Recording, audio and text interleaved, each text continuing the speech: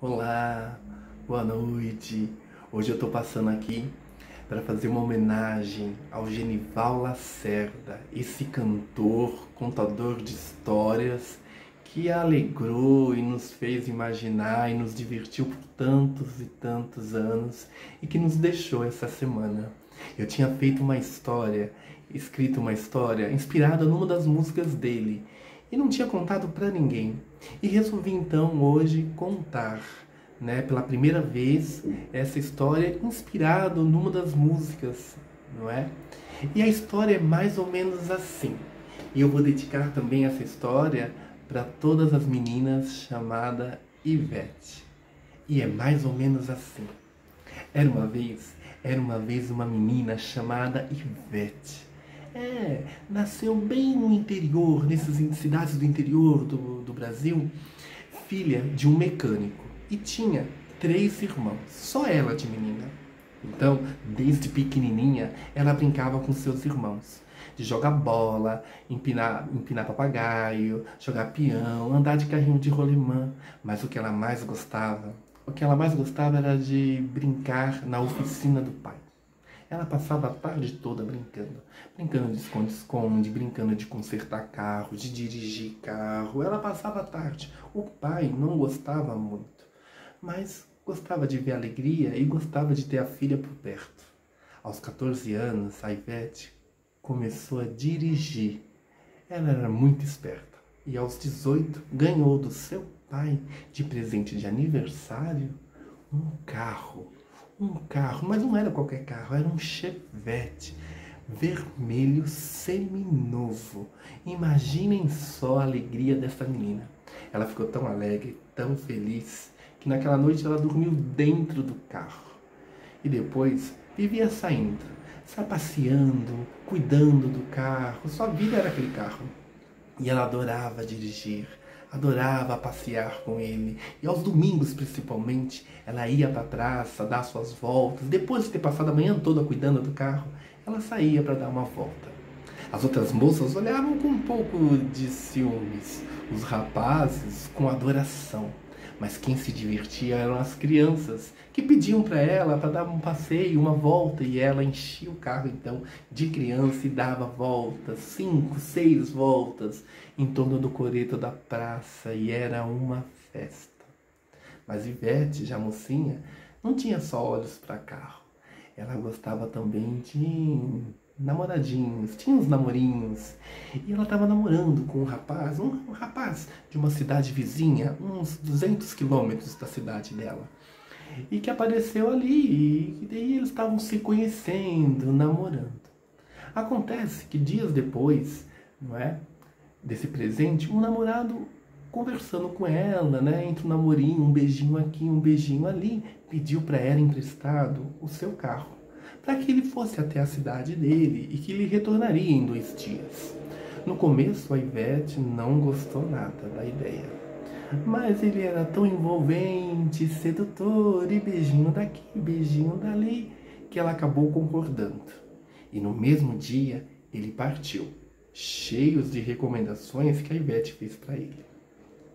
E ela ficou sem um namorado e sem um carro, mas tudo bem. Os dias foram passando. Passou o primeiro dia, segundo dia. No terceiro dia, ela começou a ficar preocupada, porque nem sinal, nada, nem notícias. Era uma época que não tinha celular, não tinha essa rede toda que nós temos hoje. Então ela ficou bem aflita, bem preocupada. O pai queria até pedir ajuda para o delegado, mas ela achou que não era necessário. Mas por dentro, ela ficava ali sofrendo, angustiada. Preocupada com o namorado, com o carro, era aquela confusão. Os dias foram passando. Naquele final de semana, ela não saiu de casa. A praça ficou um pouco mais triste. Todo mundo perguntava: cadê a Ivete? Cadê a Ivete? Cadê o carro? Cadê o Chevette? E começavam alguns rumores na cidade sobre a saída do namorado com o carro, sobre o sumiço do carro. Algumas línguas maldosas diziam que ele tinha sido visto em outra cidade com uma outra morena. E o tempo passou. Mas foi na terça-feira que tudo mudou. Quando ela acordou naquela manhã, inspirada, confiante, ela correu para a janela. Ela correu para a janela, tinha uma varanda, e ela olhou. E não é que o carro, o Chevette, estava lá, estacionado na porta de casa. Ela olhou lá de cima, mas ela ficou tão feliz, um sorriso se esboçou no rosto dela, e ela desceu correndo. Desceu do jeito que ela estava, desceu as escadas e foi lá. Olhou pro carro, abraçava o carro, beijava o carro, passava a mão no carro. De repente ela percebeu que o namorado também não estava ali. O carro estava aberto, a chave na ignição, e ela ficou olhando. E foi aí que ela começou a perceber que o carro não estava muito bom. Na verdade, estava muito diferente do jeito que ela tinha entregado para o rapaz. A buzina não funcionava. A carcaça empenada, o motor furado. O radiador, o carburador, nada funcionava. Os bancos tinham sido rasgados, de bancos de couro, tanto da frente quanto de trás. Nem no tranco pegava mais. Quanto mais ela olhava os defeitos, mais ela se angustiava, mais dava vontade de chorar. Foi então que ela começou a chorar. Chorar de soluçar. E foi abaixando, encostou embaixo, assim, perto do pneu, e chorava, e chorava, e chorava.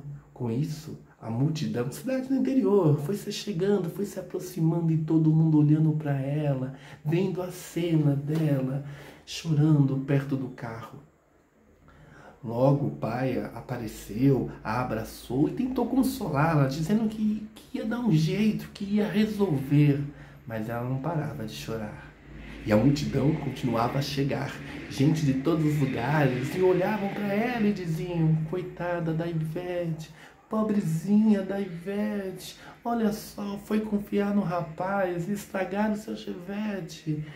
E a confusão continuava na porta, todo mundo comentando, falando, quando o pai levou ela para dentro.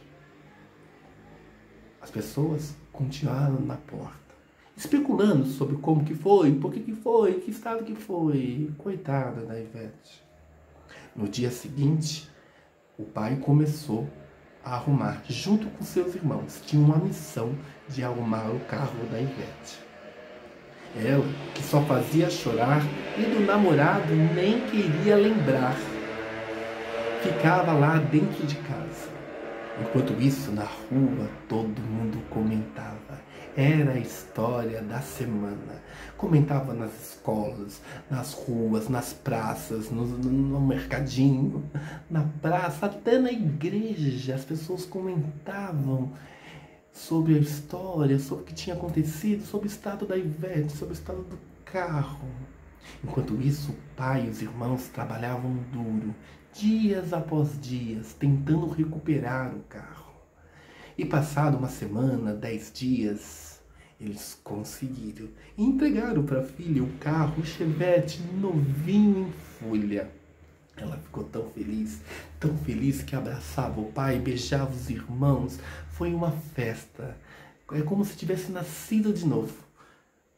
Naquele final de semana, ela pegou o carro e voltou para a praça, toda feliz, toda contente. Não só ela, como a cidade toda. Quando ela chegou na praça, era tanta buzinada, era gente batendo palma, assobiando, as crianças corriam atrás, virou uma festa. E ela, aos poucos, foi se recuperando. A história continuou rolando e sendo contada por muita gente, ultrapassando os limites da cidade. Dizem que até música inspirou, até música virou. E que a Ivete, o seu carro nunca mais emprestou. Eu não sei se foi assim, mas foi assim que me contaram. O Chevette da menina. Obrigado. E é isso. Fica aqui a nossa homenagem, fica aqui o nosso carinho e um beijo para todo mundo que curte e que se divertiu e que se animou com o Genival Lacerda. Um beijo de luz, um abraço de contos e até mais.